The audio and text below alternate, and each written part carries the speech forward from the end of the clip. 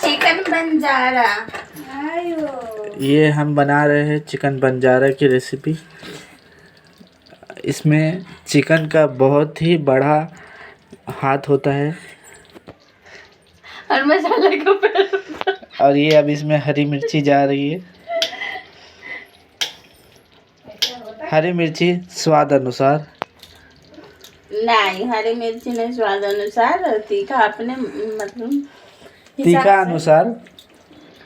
जितना आप तीखा खाते उतना बनाओ। मसाला